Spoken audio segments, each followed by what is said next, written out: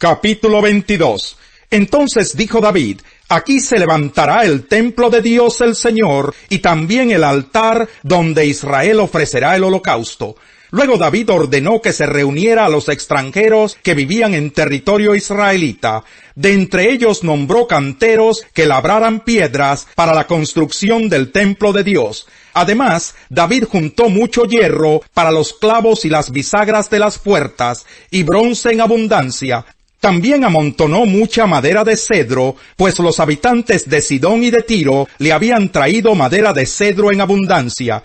Mi hijo Salomón, pensaba David, es muy joven e inexperto, y el templo que hay que construir para el Señor debe ser el más grande y famoso de toda la tierra. Por eso le dejaré todo listo. Así que antes de morir, David dejó todo listo. Luego llamó a su hijo Salomón y le encargó construir el templo para el Señor, Dios de Israel. David le dijo a Salomón: Hijo mío, yo tenía la intención de construir un templo para honrar al Señor mi Dios. Pero el Señor me dijo: Ante mis propios ojos has derramado mucha sangre y has hecho muchas guerras en la tierra. Por eso no serás tú quien me construya un templo, pero tendrás un hijo que será un hombre pacífico. Yo haré que los países vecinos, que sean sus enemigos, lo dejen en paz. Por eso se llamará Salomón. Durante su reinado, yo le daré a Israel paz y tranquilidad. Él será quien me construya un templo. Él será para mí como un hijo, y yo seré para él como un padre. Yo afirmaré para siempre el trono de su reino en Israel. Ahora, hijo mío, que el Señor tu Dios te ayude a construir su templo, tal como te lo ha prometido, que te dé prudencia y sabiduría, para que cuando estés al frente de Israel, obedezcas su ley. Él es el Señor tu Dios. Si cumples las leyes y normas que el Señor le entregó a Israel por medio de Moisés, entonces te irá bien. Sé fuerte y valiente, no tengas miedo ni te desanimes. Mira, con mucho esfuerzo he logrado conseguir para el templo del Señor 3,300 toneladas de oro, 33,000 toneladas de plata y una incontable cantidad de bronce y de hierro. Además, he conseguido madera y piedra, pero tú debes adquirir más. También cuentas con una buena cantidad de obreros, canteros, albañiles, carpinteros y expertos en toda clase de trabajos en oro, plata, bronce y hierro. Así que pon manos a la obra y que el Señor te acompañe. Después David les ordenó a todos los jefes de Israel que colaboraran con su hijo Salomón. Les dijo: El Señor su Dios está con ustedes y les ha dado paz en todo lugar. Él ha entregado en mi poder a los habitantes de la región, y éstos han quedado sometidos al Señor y a su pueblo. Ahora pues, busquen al Señor su Dios de todo corazón y con toda el alma.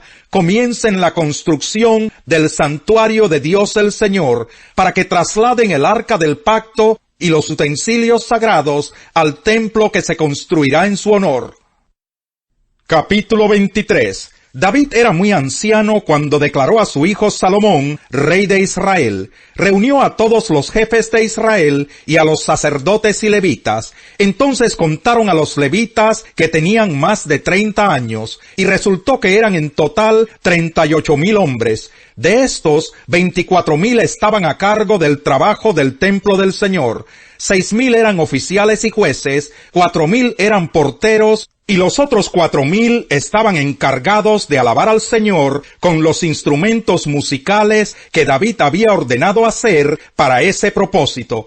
David dividió a los levitas en grupos de acuerdo con el número de los hijos de Leví, que fueron Gersón, Coat y Merari.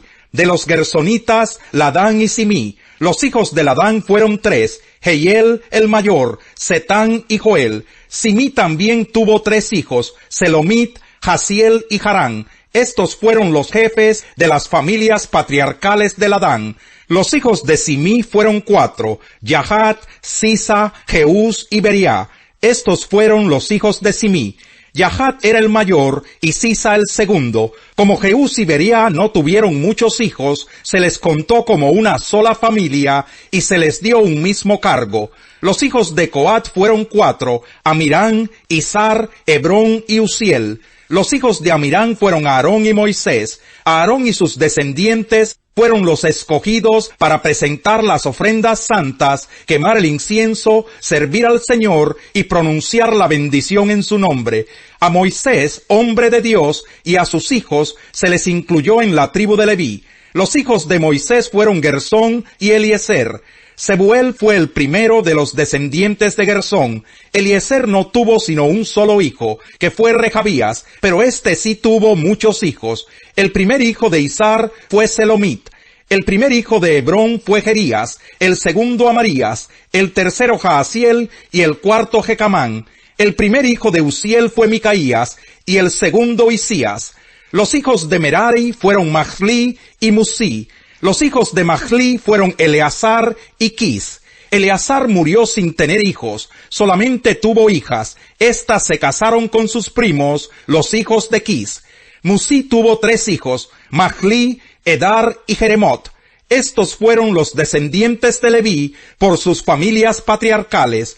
El censo los registró por nombre como jefes de sus familias patriarcales. Estos prestaban servicio en el templo del Señor y eran mayores de 20 años. David dijo, desde que el Señor Dios de Israel estableció a su pueblo y estableció su residencia para siempre en Jerusalén, los levitas ya no tienen que cargar el santuario ni los utensilios que se usan en el culto.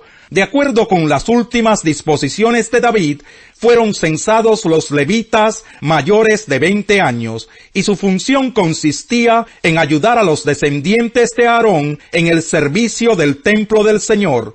Eran los responsables de los atrios, de los cuartos y de la purificación de todas las cosas santas, en fin, de todo lo relacionado con el servicio del templo de Dios. También estaban encargados del pan de la presencia, de la harina para las ofrendas de cereales, de las hojuelas sin levadura, de las ofrendas fritas en sartén o cocidas, y de todas las medidas de capacidad y de longitud. Cada mañana y cada tarde debían estar presentes para agradecer y alabar al Señor.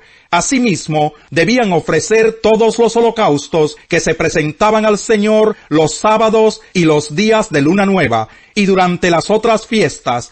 Así que siempre servían al Señor, según el número y la función que se les asignaba, de modo que tenían a su cargo el cuidado de la tienda de reunión y del santuario. El servicio que realizaban en el templo del Señor quedaba bajo las órdenes de sus hermanos, los descendientes de Aarón. ¿A qué conclusión llegamos? ¿Acaso los judíos somos mejores? De ninguna manera. Ya hemos demostrado que tanto los judíos como los gentiles están bajo el pecado. Así está escrito. No hay un solo justo, ni siquiera uno.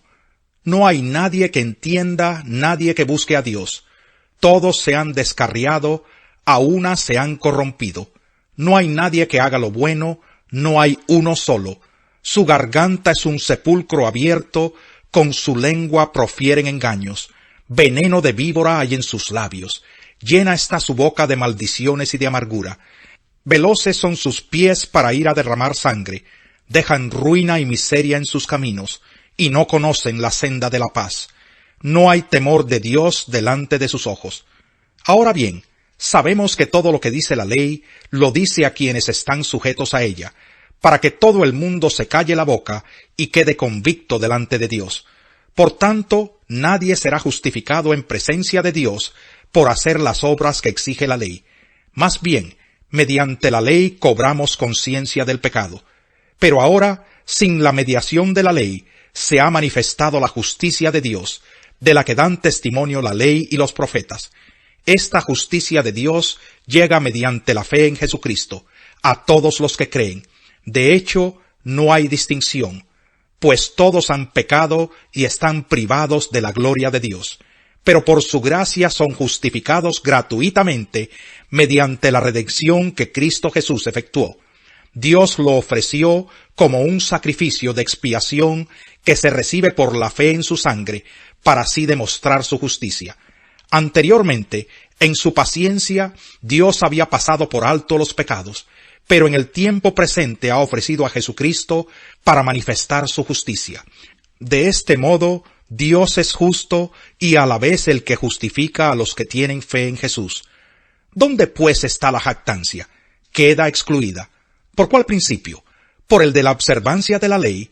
No, sino por el de la fe, porque sostenemos que todos somos justificados por la fe y no por las obras que la ley exige. ¿Es acaso Dios solo Dios de los judíos? ¿No lo es también de los gentiles? Sí, también es Dios de los gentiles, pues no hay más que un solo Dios. Él justificará por la fe a los que están circuncidados y mediante esa misma fe a los que no lo están. ¿Quiere decir que anulamos la ley con la fe? De ninguna manera. Más bien, confirmamos la ley. Salmo 12. Sálvanos, Señor, que ya no hay gente fiel, ya no queda gente sincera en este mundo. No hacen sino mentirse unos a otros, sus labios lisonjeros hablan con doblez. El Señor cortará todo labio lisonjero y toda lengua jactanciosa que dice, venceremos con la lengua. En nuestros labios confiamos. ¿Quién puede dominarnos a nosotros? Dice el Señor, voy ahora a levantarme y pondré a salvo a los oprimidos, pues al pobre se le oprime y el necesitado se queja. Las palabras del Señor son puras, son como la plata refinada, 7 veces purificada en el crisol. Tú, Señor, nos protegerás, tú siempre nos defenderás de esta gente, aun cuando los malvados sigan merodeando y la maldad sea exaltada en este mundo. El hijo necio es la ruina del padre, la mujer pendenciera es gotera constante. La casa y el dinero se heredan de los padres, pero la esposa inteligente es un don del Señor.